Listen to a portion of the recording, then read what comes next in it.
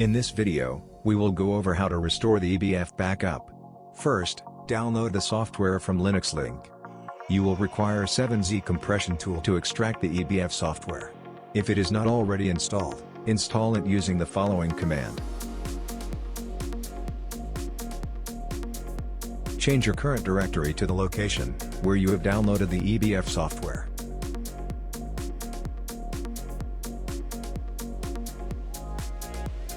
Extract the EBF software directory from downloaded file by running this command.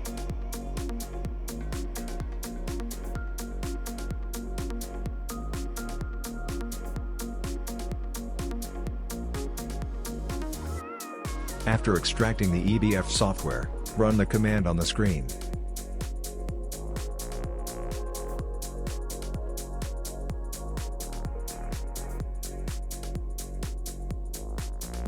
It will ask for the input from an option 1 to 6.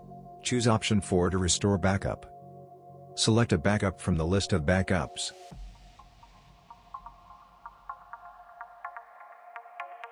If you want to back up the current EBF before restore, then hit enter.